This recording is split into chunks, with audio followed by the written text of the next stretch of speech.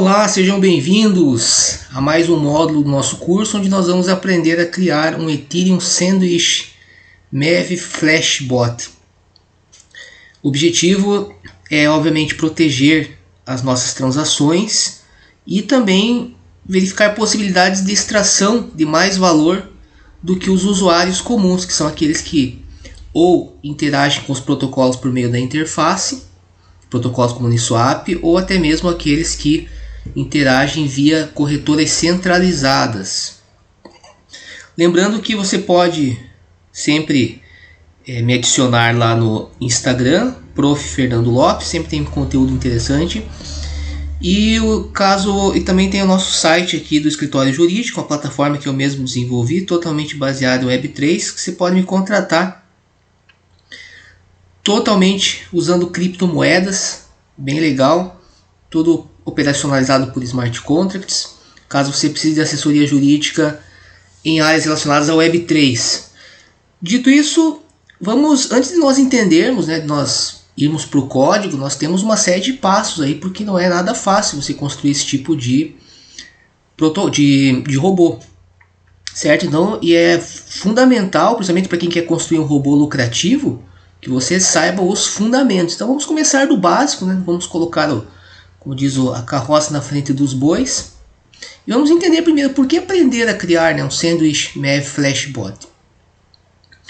Bem, eu coloquei a seguinte reflexão aqui, que há milhares de pessoas hoje no mundo utilizando a rede Ethereum, seja por meio de corretoras centralizadas como Coinbase ou por protocolos como Uniswap, Compound Finance, etc. E o próprio Banco Central hoje tem um projeto piloto, chamado Projeto do Real Digital, onde há uma forte influência do mercado DeFi, ao menos está escrito que eles se sentiram influenciados pelo mercado DeFi, e há uma pretensão de tokenizar, que alguns chamam de tokenização dos depósitos à vista, e de alguma forma integrar o real, a moeda brasileira, a rede Ethereum. Então, ou seja, você entender os nuances, o que de fato acontece na vida real nessa rede, vai te dar um diferencial realmente muito grande e algo muito importante, conforme vocês devem imaginar. Então, embora nós tenhamos todo esse movimento em torno da rede Ethereum, poucas pessoas elas sabem que a rede Ethereum ela possui dois tipos de usuários privilegiados. Ou seja, pessoas que têm mais informações, que têm possibilidades de extrair um valor maior das operações do que os usuários comuns. E quais seriam esses benefícios?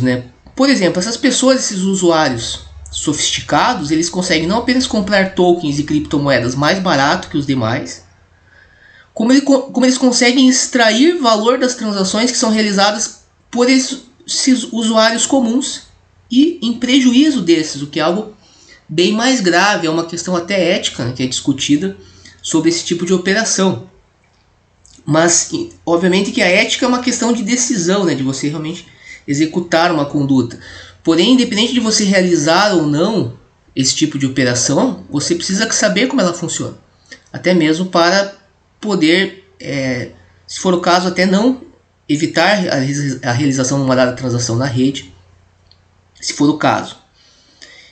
Certo? Nós vamos ver isso em detalhes, tá? Bem, primeiro vamos entender quais são esses dois usuários que são privilegiados. Esses dois usuários eles são os validadores e os chamados searchers, que nós já vamos verificar. Os validadores são os que, o novo nome na rede Ethereum, dos antigos mineradores. São as pessoas, os computadores responsáveis por validar as transações, por verificar as transações, escolher quais transações vão ser incluídas em um determinado bloco, e eles fazem isso baseado no incentivo. Quem pagar mais sai na frente. Já os searchers são exatamente algoritmos, como o que nós já construímos no nosso curso, alguns deles, mas especificamente o que nós vamos construir, que é este, por exemplo, aqui, Ethereum Sandwich MEV Flashbot.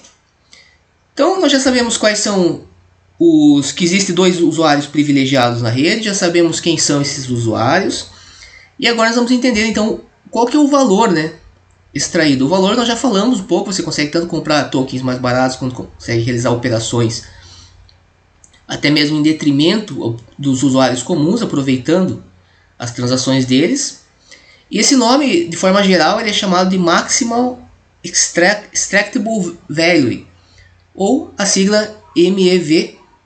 Então, na internet vocês vão ver muitos essa sigla, e ela se refere a esse valor então que esses usuários privilegiados conseguem extrair da rede, tá? Aqui nós temos uma definição da própria Ethereum, tá? Quando ela explica bem essa questão. Então ela fala aqui, né, que em teoria, né, o valor extraível por minerador na sigla inglesa é acumulado exclusivamente pelos validadores, pois são eles a única parte que pode garantir a execução de uma oportunidade de MEV lucrativa, porque o validador ele pode escolher, né, quais são, ele conhece as transações que vão ocorrer, ele pode escolher quais transações ele vai colocar no bloco. Então por isso que em princípio apenas eles, né, tinham esse poder. No entanto, né, como você já deve saber, caso você, vou ver se já fez, né, os outros módulos do nosso curso, há participantes independentes da rede chamados de searchers, né, que é um termo técnico efetivo, que basicamente fazem o que? Executam algoritmos complexos nos dados da blockchain para detectar oportunidades de MEV lucrativas e possuem bots para enviar automaticamente essas transações lucrativas para a rede. Tá? Vamos entender um pouco melhor. Esses searchers, né, esses bots, são os bots como se nós, por exemplo, já construímos, como o bot de arbitragem, que verifica, consegue fazer análise dos protocolos de finanças descentralizadas. No nosso caso, nós construímos o bot que verifica Uniswap e SushiSwap, o mesmo par de token, vê onde está mais barato, compra onde está mais barato e vende onde está mais caro. Esse é um tipo de operação, uma forma de você extrair valor da rede. Só que o que acontece é que esse nosso bot, nós aprendemos também a fazer a compra. Tivemos um bônus, né, especial para aprender a fazer essa compra com recursos de terceiros mediante flash loans. Qual que é o problema do nosso bot até o momento? O problema é que mesmo que nós devemos utilizar ele, ou seja, ver qual que é o valor mais barato, conseguir fazer essa captação e ainda fazer o flash loan, conforme nós fizemos utilizando a DYDX, mesmo assim essa transação ela vai para o que nós chamamos de mempool de transações, antes de ser incluída na rede. E aí nós temos um problema, porque no mempool essas transações elas podem ser, essa nossa oportunidade que nós descobrimos, ela pode ser vista por qualquer participante da rede. E é um tipo especial de participante que pode tirar proveito dessa operação, inclusive contra nós.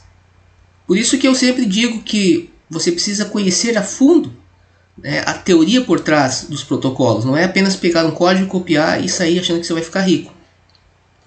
Então agora nós vamos dar esse novo passo, que é aprender a criar esse tipo de bot. Mas é claro que nós precisamos antes entender melhor como que funciona esse processo.